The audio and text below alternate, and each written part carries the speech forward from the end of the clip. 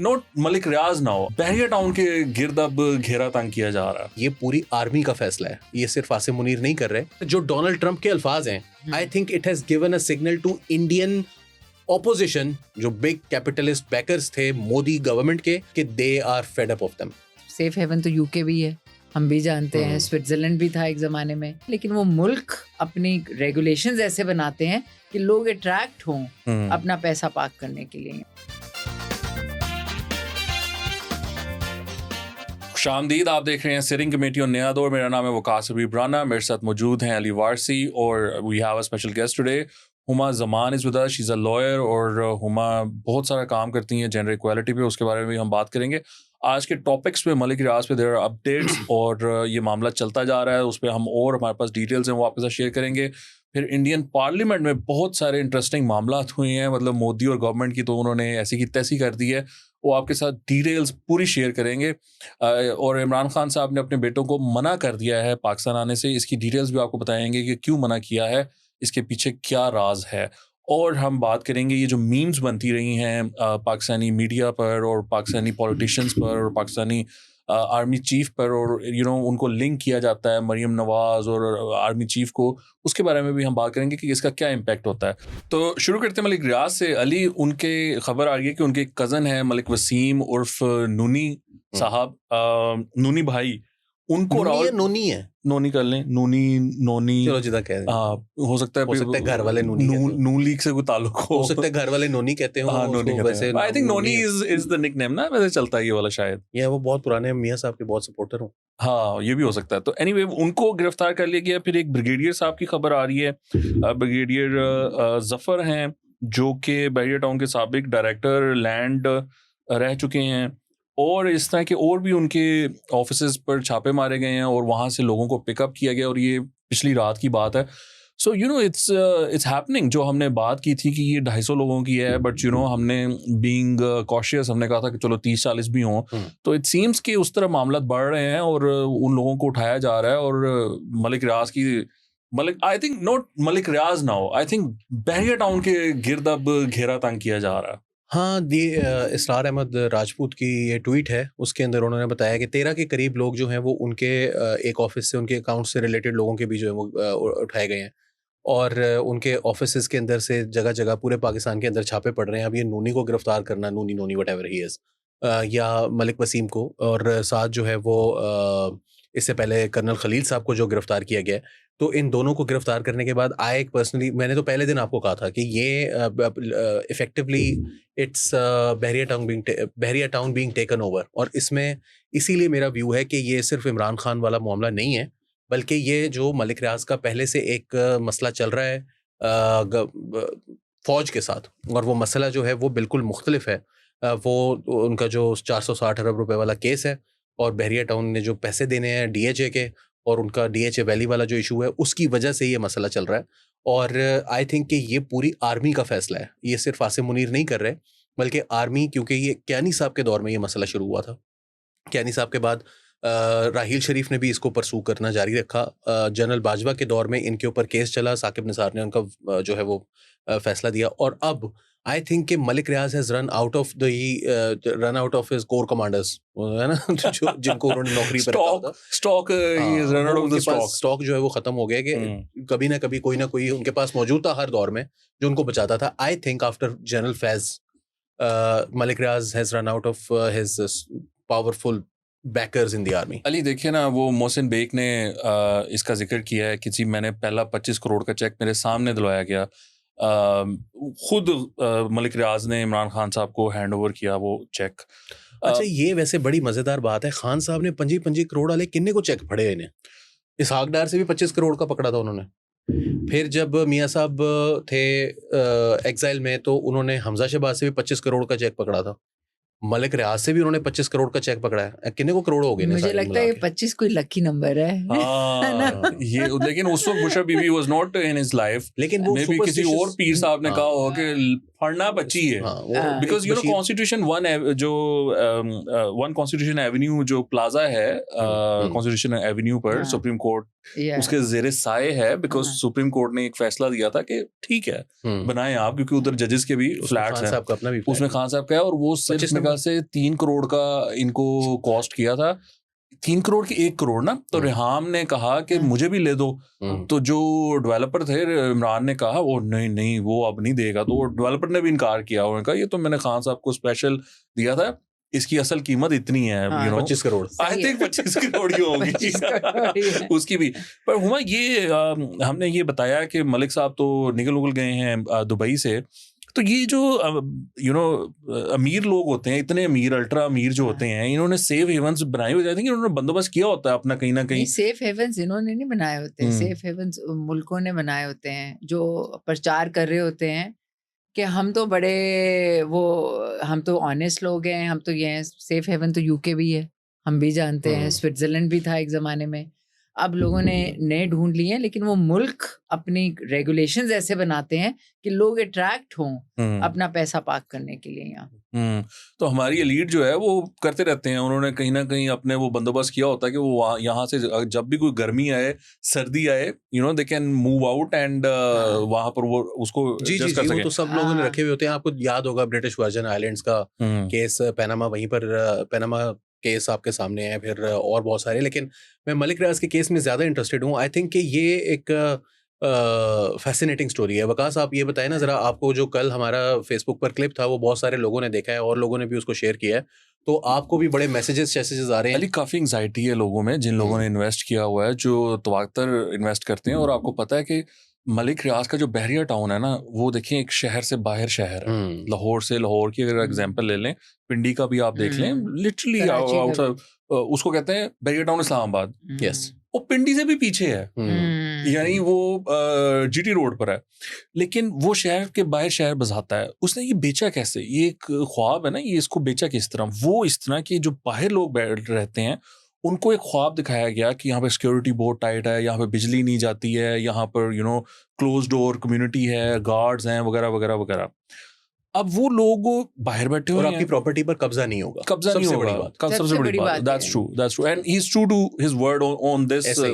और फैसिलिटीज भी बहुत अच्छी हैं, फैसिलिटीज भी बहुत अगर आप अच्छी जाएं, कराची वाले में जाएं जो वो बना है, I mean it was very लेकिन गुड हमें व्हेन इट प्रॉब्लम ये है ना स्टार्टेड कि इट्स नॉट प्रैक्टिकल। मतलब अगर आप रहते हैं ना बहरिया टाउन में, क्या हुआ कि जो लोग बाहर रहते थे ना, उनको सिर्फ बहरिया टाउन का पता है। जब वो मूव करते हैं ना पाकिस्तान या वो इन्वेस्ट करने का सोचते हैं, they don't have second name in their mind. वो ये सोचते गुलबर्ग में कर लें, वो नहीं सोचते पाकव्यू में कर लें, वो नहीं सोचते कैंट में कर लें, उनको कुछ नहीं पता, उनको सिर्फ बहरिया टाउन पता है। वो सक्सेस है उनकी मार्केटिंग की।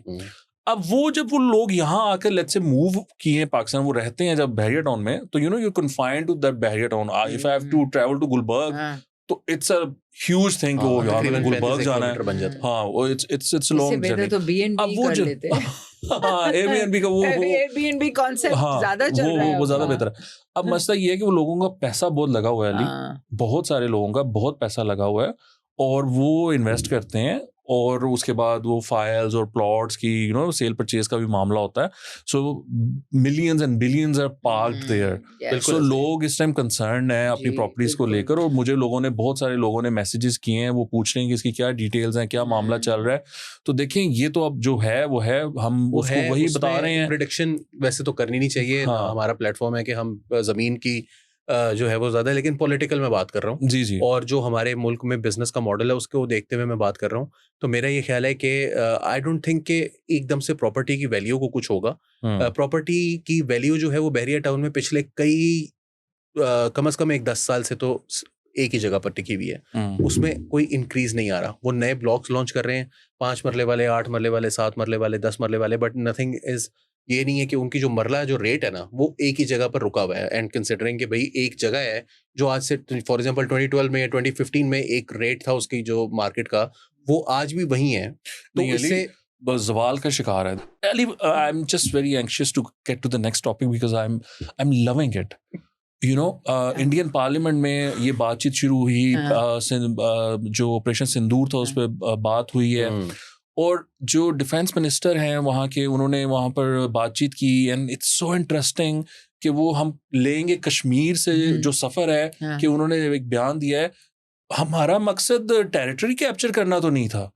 आई मीन वो यहाँ से कि हमने कश्मीर लेना, अब यहाँ पहुंच गए हैं और वहां पर जो एमपीज हैं उन्होंने इतनी इतनी इंटरेस्टिंग क्वेश्चंस किए। उन्होंने कहा हाँ ये झूठ बोलते हैं कि हमारे जहाज गिरे हैं, आप ऐसा करें कि सारे जहाजों की ना परेड करवाएं ताकि पता चल जाए दुनिया को कि ये हमारे तो सारे जहाज मौजूद हैं राफेल। अब वहां पर एमपीज ने सबूत पेश किया, उन्होंने कहा जी ये BS001 उसका टैग नंबर है और ये जहाज गिरा है, इसकी तस्वीरें हैं, आप हमसे झूठ क्यों बोल रहे हैं। और उन्होंने कहा कि एयर मार्शल ने, he did not say कि राजनाथ सिंह ने या मोदी जी ने, उसने कहा एयर मार्शल भारती ने कौम को, देश को मूर्ख बनाने की, यानी कि वो कह रहे हैं कि they are trying to make fools out of us कि यहाँ पर एक जहाज गिरा है, मैं उस लोकेशन पर गया हूँ और वहां जाकर मैंने देखा है, मैं तस्वीर लेकर आया हूँ, इसके ऊपर लिखा हुआ है BS001। और देखें वो बहुत पहले नजर आ चुका है, जब रफाल खरीदे गए थे ना, तो उस टाइम पर एक परेड करवाई गई थी, उस परेड में वो जहाज नजर आ रहा है, उसको हार पहनाए हुए थे। इसी जहाज की बात कर रहा हूं, ये जो गिरा है ना, I know this one BS001 minister बैठा था, जी वो तो नींबू खड़ा था और वो इसको हार बनाया 001 को। हाँ तो वो उन्होंने किया। तो उन्होंने ये जो BS001 जिस प्लेन के ऊपर लिखा हुआ जो नंबर था, इस प्लेन को, इस स्पेसिफिक प्लेन को नहीं, सारे जहाजों में देखा जा सकता है कि ये भी वहां खड़ा था और फिर ये गिरा और ये गिरने के बाद भी नजर आ रहा है कि BS001 बिल्कुल नजर आ रहा है। अब वो उन्होंने ग्रॉक को बेवकूफ बनाया हुआ हो या चैट GPT को बेवकूफ बनाया हुआ हो, बिकॉज देखें इंडिया की एक बहुत बड़ी न्यूज इंडस्ट्री है, वो इंग्लिश न्यूज इंडस्ट्री है, वहां कंजम्पशन भी बहुत है और उसके ऊपर जो इन्वेस्टमेंट है वो बड़े बड़े बिजनेसमैन से मोदी जी अपने दोस्तों को कहते हैं कि जी इसके अंदर इन्वेस्ट करो मेरी इमेज बिल्डिंग के लिए, ताकि उसको गोदी मीडिया बनाया जाए। वो जो गोदी मीडिया है उसने जो कुछ किया इंडिया टुडे ने, और कल भी इन्होंने, आप देखें। लेकिन वकास साहब, जो सबसे मजेदार बात थी, मुझे बहुत अच्छी लगी, जो एक तो उनकी पार्लियामेंट में ऐसी की तैसी करके रख दी उन्होंने गवर्नमेंट की, and I am shocked, not just government, उसने एयर मार्शल का नाम लिया as I just said. But Ali वो थोड़ी सी डिटेल शेयर कर लें, I'll have your comment on that, क्योंकि उसमें जो डिफेंस मिनिस्टर थे उन्होंने ये भी कहा कि आप ये सवाल जहाजों के गिरने की ये बात ना करें, इससे हमारे मुल्क का और हमारी जनता का मोरल डाउन होता है। मतलब कमाल है यार, सेंटिमेंट को हर्ट या but you know I mean what is this nonsense. भाई आपके जंग लड़ी है, आप मानते भी हो और मानते भी नहीं हो, कहते हैं नुकसान हुआ पर ये नहीं मानते कि कितना नुकसान हुआ। But Vikas, why you getting surprised? आप क्यों इतने परेशान हो रहे हैं? इंडिया तो इज नोन, कभी कोई बात करते हैं अपने आप को कॉन्ट्रडिक्ट करते हैं। आपने जंग के दौरान नहीं देखा क्या हो रहा था? लाहौर में क्या हो गया? लाहौर में एक समुंदर है जो मैंने और आपने नहीं देखा आज तक, तो इसीलिए मैं तो परेशान नहीं हूँ। मैं तो नहीं परेशान ये सब सुन के, मैं तो एक्सपेक्ट, इससे भी मैं तो बदतर कर रही थी। अच्छा, एक पार्लियामेंटेरियन ने वहां पर कहा कि हमारा मीडिया इतनी अच्छी रिपोर्टिंग कर रहा था, हम तो इतने खुश हो रहे थे, उन्होंने बिल्कुल सही रिपोर्टिंग कर रहा था। वो कह रहा था कि कराची पोर्ट जो है वो तबाह हो चुकी है, हम कराची पर कब्जा कर चुके हैं। फिर क्या हुआ? आपने क्यों वापस बुला लिया फौज को? So funny. नो, वो जब उन्होंने ये बात की ना, डिफेंस मिनिस्टर ने, उन्होंने कहा कि पाकिस्तान ने हमसे बेग किया सीज फायर के लिए, उसी वक्त, I mean not even wasting 1 second, Rahul Gandhi stood up and he said, तो फिर आपने क्यों मानी ceasefire? उसको माइक नहीं मिला हुआ था, बट उसने वो खड़ा हुआ, उसने कहा फिर क्यों आपने ceasefire किया? जब वो हार रहे थे, उनको मार पड़ रही थी, उनका बेड़ा गर्क हो रहा था, वो आपसे बैक कर रहे थे, पाँव पड़े हुए थे, तो ceasefire क्यों किया आपने? उसी चीज को आगे लेते हुए अभी जो वो नैरेटिव अपना बनाने की कोशिश कर रहे हैं, वो कभी यहाँ से छुपते हैं, कभी वहां नजर आते हैं, फिर वहां से छुपते हैं, फिर कोई उनको समझ ही नहीं आ रही है। हर मिनिस्टर दूसरे को कॉन्ट्रडिक्ट कर रहा है। ये ऑपोजिशन उनकी बहुत अच्छा प्ले कर रही है रोल, बाय द वे। अच्छा, वो उनको उजागर कर रही है उनकी गलतियों को। लेकिन मैं आपको एक और मजेदार बात बताता हूँ। अरुण शौर्य एक लिबरल वॉइस है इंडिया के अंदर, और इमीडिएटली आफ्टर द ऑपरेशन सिंदूर उन्होंने ये बात की थी करण थापर के प्रोग्राम में द वायर पर, कि हमारा इंडिया का गोल क्या होना चाहिए, कि हम एक वेज ड्रॉ करें between the people of Pakistan and the state of Pakistan, between the people of Pakistan and Pakistan's army. ये मैं उनके वर्ड्स बता रहा हूँ, between the army and their civilian government. मैं हैरान हूँ कि 3, 4, 5 से वो इस काम पर लगे हुए This थे। guy is known as a liberal. जी। तो वो एक्सप्लेन कर रहे थे कि हमारी तो ये पॉलिसी होनी चाहिए थी, उल्टा आपने उनको इकट्ठा कर दिया सबको, ये हमला करके पाकिस्तान पे। और आप देखें कि उनकी अपनी पार्लियामेंट के अंदर ऑपोजिशन खड़ी होके एयर मार्शल को कह रही है, उनकी ऑपोजिशन और गवर्नमेंट, उनके अवाम और गवर्नमेंट, उनकी अवाम और आर्मी और उनकी फौज और उनकी हुकूमत, सबके दरमियान में वेज क्रिएट हो गया। आई बिलीव इसमें क्रेडिट आप चाहे किसी को भी देते रहें, हकीकत यह है कि जो जंग होती है ना, इसमें जो विक्टर होता है वो टर्म्स को डिक्टेट करता है, चाहे वो वहां जाके कर रहा हो, चाहे वो उस मुल्क के अंदर से खुद से उसकी डिक्टेशन एक्सेप्ट करना शुरू की जा चुकी हो। एंड आई बिलीव कि इसमें जो बिगेस्ट रोल है वो पाकिस्तान आर्मी का है। लेकिन अब उनकी पार्लियामेंट में कांग्रेस खड़ी होकर ये सारी बातें कर रही है, क्या अब इंडियन अवाम पर इसका असर होगा? और जो बिहार के आने वाले इलेक्शंस हैं उस पर कोई फर्क पड़ेगा? डू यू थिंक कि लोग मानेंगे इस बात को या इंडियंस अभी भी नहीं मानेंगे? देखिए, बिहार का election is too far in future. मेरा ख्याल है कि अभी जो हुआ है ना, जस्ट कपल ऑफ मंथ्स। हाँ, लेकिन अभी जो हुआ है ना, आई थिंक इसका बहुत बड़ा जो फैक्टर है वो ट्रंप की जानिब से ये स्टेटमेंट है कि 5 जहाज गिरे थे, ठीक है, और ये 5 जहाज का गिरना प्रेसिडेंट ऑफ अमेरिका कह रहा हो, he is not going to rely on public में जो इन्फॉर्मेशन मौजूद है, जो मीडिया कह रहा है, ये वो उसके पास CIA की इन्फॉर्मेशन मौजूद होगी, उसके पास सैटेलाइट इमेजरी मौजूद होगी। वो पब्लिक उसको करे ना करे, उस टाइम पे उन्होंने नहीं किया। न्यूयॉर्क टाइम्स में जिस तरह की भी स्टोरीज लग रही थी 3-4 दिन के बाद, बिकॉज इंडियन जो लॉबिंग है वो फौरी तौर पर एक्टिवेट हुई थी। मगर जो डोनाल्ड ट्रंप के अल्फाज हैं, I think it has given a signal to Indian opposition that जो बिग बैकर्स थे, जो बिग कैपिटलिस्ट बैकर्स थे मोदी गवर्नमेंट के और इस पूरे सेटअप के, आई थिंक कि they are fed up of them. और मेरा ये ख्याल है कि कांग्रेस को इसके 100% मार्क्स इस बात के भी मिलने चाहिए कि वो सब बड़ा प्रिपेयर होकर आए हुए थे कल। उन्होंने कहा कि हमने इनकी कोई एक्सप्लेनेशन नहीं माननी। आपको पता है उन्होंने कल ऑपरेशन महादेव के नाम से एक चीज लॉन्च की थी। जी। उसके अंदर उन्होंने कहा कि जी हमने 3 लोग मारे हैं जम्मू कश्मीर के अंदर, एक जगह पर हमने ऑपरेशन किया, 3 टेररिस्ट मारे हैं। उसके अंदर एक बंदा का नाम था सुलेमान शाह, ही वाज पहलगाम का जो वाकया हुआ था उसका ये मास्टरमाइंड था, इसको हमने मार दिया है, इसका ताल्लुक लश्कर तैयबा से था। Hindustan Times went as far as quoting security sources कि जी ये जो बंदा था ये पाकिस्तान आर्मी में सर्व कर चुका था। वही जो उनका टिपिकल जो एक वो लाइन होती है फिल्मों में जो वो दिखाते हैं, वो सलमान खान की, अजय देवगन की। लेकिन उसमें जो कुछ उन्होंने वो बोला था वो इतना वो खसो खाशाक की तरह बह गया, जैसे कहते हैं ना। अच्छा, let's move to Imran Khan बच्चे। आपको पता है कि उन्होंने कहा था कि खान साहब के बच्चे आ रहे हैं पाकिस्तान। कासिम और सुलेमान, उनकी फूफो ने ऐलान किया था, उन्होंने कहा था तैयार हो जाओ, ऐसी की तैसी तुम लोगों की आ रहे हैं और तुम्हें लग पता जाएगा। वो सारी कैंपेन चलाएंगे। उसके बाद वो अमेरिका में उन्होंने कुछ मीटिंग्स वगैरह की। अब वो रिचर्ड ग्रैनल को मिले और भी सेनेटर्स और कांग्रेसमैन को वो मिले वहाँ पर। अब ये खबर आई है खान साहब ने उनको मना कर दिया कि भैया नहीं आना आपने। अब मसला ये है कि खान साहब तो वो कह रहे थे कि फुप्पो ने तो कहा था वो खान साहब के कहे बगैर अब आ रहे हैं और खान साहब की इस मामले में नहीं मानेंगे। तो अब खान साहब ने कैसे मना कर दिया उनको आने से? कुछ समझ नहीं आई। ये बताया तहरीक कौन चलाएगा अब? नहीं, तहरीक तो खान साहब सोच रहे थे कि इस तरह ये आएंगे तो शायद चलेगी, लेकिन एकदम से जो ये चेंज हुआ है इसके ऊपर काफी क्वेश्चन मार्क है। मैं तो काफी क्वेश्चन करूंगी। मुझे ऐसे लगता है कि शायद खान साहब ने ये भी रियलाइज किया हो सकता है कि उनका आना इस वक्त इतना इफेक्टिव शायद ना हो जितना कि समझा जा रहा है। तो और या फिर जिस तरह से अभी आपको सुना है वो सजाएं भी शुरू हो गई हैं, मतलब कि 5 नहीं आ रही तो सजाएं तो दे दी है ना उन्होंने, एग्जाम्पल तो सेट कर दी है ना कि भाई अब जो बाहर निकलेगा ये। तो थोड़ा सा मेरे ख्याल में रीविजिट किया गया है इस चीज को, और ये मेरे ख्याल में खान साहब ने खुद ही रीविजिट किया है। मुझे ऐसे लगता है। अच्छा, मेरा ये ख्याल है कि अमेरिका वाली बात भी ठीक है, इनफेक्टिवनेस वाली बात भी है। एक बहुत बड़ा फैक्टर है कि जमाइमा खान का। आपने देखा कि जब वो अमेरिका गए तो एक प्लेट थी, ठीक है, उसके अंदर कुछ रखा था।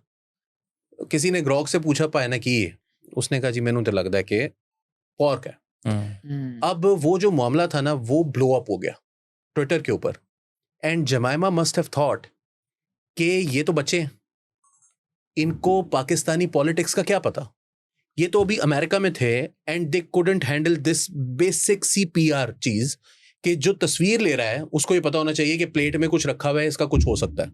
सो they should have been very careful.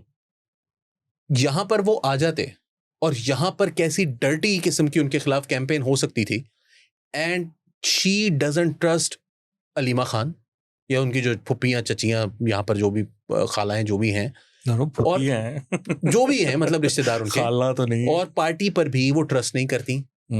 She might have trusted herself कि अगर मेरे साथ हो तो मैं ये चीजें मैनेज कर लूंगी, बट वो खुद तो आ नहीं सकती. ये सारी चीजें देख के ये खबर आज इमरान खान साहब के हवाले से आई है. आज से 5 दिन पहले ये जमाइमा खान के हवाले से आ चुकी है कि जमाइमा ने उनको रोक दिया है. जियो ने उसको रिपोर्ट किया जिसमें ये बताया गया कि जमाइमा ने उनको रोक दिया है और जमाइमा ने उनको कहा है कि आप अमेरिका से वापस आ जाएं. आई बिलीव कि अगर वो यहाँ आ जाते, there could have been some terrible किस्म के PR disasters. I am just putting out the options. नहीं भेजा जी, वहां से वो बाहर आ गए, पेशावर लैंड कहिए जी, और पेशावर में वहां पर लाख 2 लाख बंदा पहुंच गया एयरपोर्ट उनको लेने के लिए. नवाज को जिस तरह लेने के लिए शहबाज साहब नहीं पहुंचे थे एयरपोर्ट, वो पहुंच गए वहां पर एयरपोर्ट. वहां पर तो एक ऐसी सूरत हाल बन जानी थी जो कि बिल्कुल आउट ऑफ कंट्रोल हो जानी थी, और वो फिर लाख बंदा वहीं से उनको गाड़ी में बैठाता और वो इस्लामाबाद की तरफ चल पड़ते. सो you no this can not happen. ऐसे हो नहीं सकता. ये लॉजिस्टिक्स में भी नहीं और मैंने जब ये मैं आपको जो बात कर रहा हूँ ना कि ये जब आप बात करते हैं ना तो हर एक चीज डिस्कस होती है. वो लोग करके बैठे होते हैं डिस्कस कि ये क्या होगा, किस तरह होगा. यू नो आई सेड कि वो Peshawar, come on, this is not going to happen. That's what I am saying. That's not possible. तो मैंने कहा नहीं, वो आ जाते हैं उधर से. उन्होंने कहा एम्बेसी हमारा कोई रोल नहीं है, हम आने देंगे उनको. ऐसे नहीं होता. तो यू नो वो लोग अपना भी वो सारा होमवर्क किया होता है लोगों ने. Anyway Ali, let's move forward. हमारे जो मीम गेम है वो बड़ी अच्छी रही इंडिया के साथ. जब हमारा मामला हो रहा था वो हमने अपने आप को बैश करते करते वो एक अजीब ही मामला हमने बना लिया, और यू नो वो इंडियंस भी देवर परेशान थे कि ये क्या हो रहा है. लेकिन अली कुछ इस तरह की भी अब चीजें चलती हैं, उनको मीम्स कह कर I mean you can't really ignore them. जहाँ पर कि मरियम नवाज की और आर्मी चीफ के साथ जो फील्ड मार्शल है उनके साथ वो बनती हैं यू नो वो memes, and it's just in very very bad taste. और वो अजीब लगता है वो ना, डिस्गस्टिंग. आई मीन वो इस तरह का मामला है. तो हुमा ये चीजें, इसका क्या इम्पैक्ट होता है ओवरऑल सोसाइटी पर, और जो वर्किंग वुमेन है, पीपल लाइक यू, उनकी लाइफ में इस तरह का जब एक सेंटिमेंट चल पड़ता है सोशल मीडिया पर, तो क्या मतलब मरियम ने मेहनत की है, वो जेल में रही है, उसने स्ट्रगल की है, वो CM बनी है, काम कर रही है, फिर उसको एक मर्द के साथ लिंक कर दिया जाता है who is in a power position कि जी शायद इसकी वजह से ये चल रही है. So you know what is this nonsense that we have to go through. Waqas में बड़े इंटरेस्टिंग बात है कि जब मैं सोशल मीडिया पे देखती हूँ पढ़े लिखे लोग शेयर कर रहे हैं वो मीम्स. ये कोई जाहिल लोग नहीं हैं जो आपके इंस्टा पे हैं और फेसबुक पे हैं और ट्विटर पे हैं. जाहिल लोग नहीं हैं ये, वो शेयर कर रहे हैं ये मीम्स, जानने वाले शेयर कर रहे हैं. तो मैंने उनसे एक सवाल पूछा, कभी आप लोग बाहर गए हैं एज वर्किंग वुमेन की, आपको लाइफ पता है, आप जहाँ पे भी जाओ, अगर आप कहीं लाइमलाइट में आ जाओ, सक्सेसफुल हो जाओ, तो आपको ये सुनना पड़ता है ओ कुछ ना कुछ तो होगा यहाँ पे. अगर कोई इस किस्म का वहाँ पे कोई स्मार्ट सा आपका कोई बॉस है या बंदा है आपके साथ कॉलीग, तो आपका वहाँ पे कुछ ना कुछ बना दिया जाता है. और ये हमारा अक्रॉस सोसाइटी है. This is a societal mind. ये मैंने नोट किया, क्योंकि या तो ये जाए लोगों से आता, मैं कहती हूँ बल्कि जाए लोग इस तरह की बात नहीं करते हैं, ये आपके पढ़े लिखे लोग कर रहे हैं. That is very alarming. और वो इन मीम्स को एंजॉय कर रहे हैं और वो बने जा रहे हैं.